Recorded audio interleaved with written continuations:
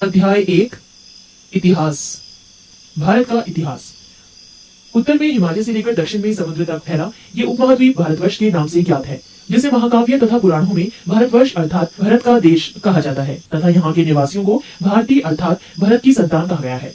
यूनानियों ने भारत को इंडिया तथा मध्यकालीन मुस्लिम इतिहासकारों ने हिंद अथवा हिंदुस्तान के नाम से संबोधित किया है।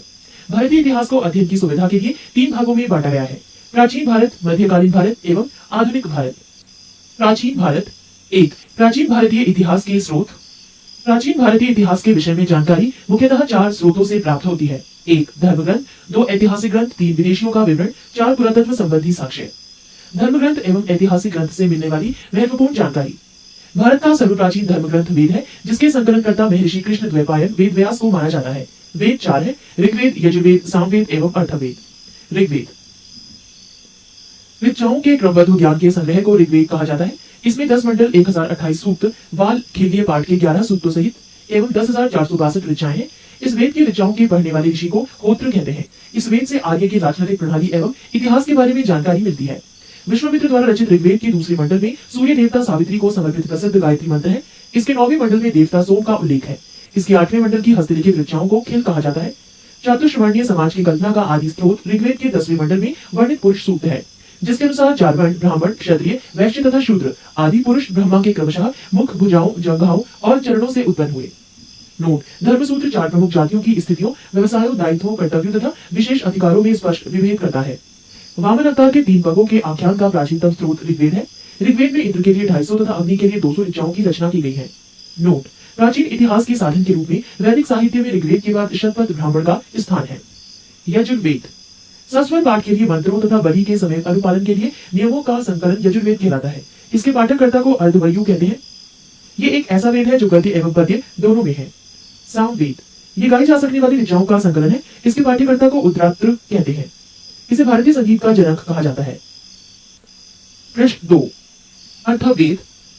अर्थवा ऋषि द्वारा रचित इस वेद में रोग निवारण, तंत्र मंत्र, जादू टोना, शाप वशीकरण, आशीर्वाद, स्तुति, प्रायश्चित, औषधि, अनुसंधान, विवाह, प्रेम, राजकर्म, मातृभूमि, महात्म्य आदि विविध विषयों से संबद्ध मंत्र तथा सामान्य मनुष्यों के विचारों, विश्वासों, अंधविश्वासों इत्यादि का वर्णन है। इसमें सभा एवं समिति को प्रजापति की 2 पुत्रियां कहा गया है। नोट: सबसे प्राचीन वेद ऋग्वेद एवं सबसे बाद का वेद अर्थवेद है। वेदों को भली भांति समझने के लिए 6 वेदांगों की रचना हुई है। ये है शिक्षा, ज्योतिष, कल्प, व्याकरण, निरुक्त तथा छंद। भारतीय ऐतिहासिक कथाओं का सबसे अच्छा क्रमबद्ध विवरण पुराणों में मिलता है। इसके रचयिता लोमहर्ष अथवा इनके पुत्र उग्र श्रवा माने जाते हैं। इनकी संख्या 18 है, जिनमें से केवल 5 मत्स्य, वायु, विष्णु, ब्राह्मण एवं भागवत में ही राजाओं की वंशावली पाई जाती है। पुराण और संबंधित वंश: विष्णु पुराण मौर्य वंश, मत्स्य पुराण आंध्र सातवाहन, वायु पुराण गुप्त वंश। नोट: पुराणों में मत्स्य पुराण सबसे प्राचीन एवं प्रामाणिक है। अधिकतर पुराण सरल संस्कृत श्लोक में लिखे गए हैं। स्त्रियां तथा शूद्र जिन्हें वेद पढ़ने की अनुमति नहीं थी, वो भी पुराण सुन सकते थे। पुराणों का पाठ पुजारी मंदिरों में किया करते थे। स्मृति ग्रंथों में सबसे प्राचीन एवं प्रामाणिक मनुस्मृति मानी जाती है। ये शुंग काल का मानक ग्रंथ है। नारद स्मृति गुप्त युग के विषय में जानकारी प्रदान करता है। जातक के बुद्ध की पूर्व जन्म की कहानी वर्णित है। हीनयान का प्रमुख ग्रंथ कथा वस्तु है, जिसमें महात्मा बुद्ध का जीवन चरित अनेक कथानकों के साथ वर्णित है। जैन साहित्य को आगम कहा जाता है। जैन धर्म का प्रारंभिक इतिहास कल्प सूत्र से ज्ञात होता है। जैन ग्रंथ भगवती सूत्र में महावीर के जीवन कृत्यों तथा अन्य समकालिकों के साथ उनके संबंधों का विवरण मिलता है। अर्थशास्त्र के लेखक चाणक्य, कौटिल्य या विष्णुगुप्त हैं। ये 15 अधिकरणों एवं 180 प्रकरणों में विभाजित है। इससे मौर्यकालीन इतिहास की जानकारी प्राप्त होती है। संस्कृत साहित्य में ऐतिहासिक घटनाओं को क्रमबद्ध लिखने का सर्वप्रथम प्रयास कलहड़ के द्वारा किया गया। कलहड़ द्वारा रचित पुस्तक राजतरंगिणी है, जिसका संबंध कश्मीर के इतिहास से है। अरबों की सिंध विजय का वृतांत चचनामा लेखक अली अहमद में सुरक्षित है।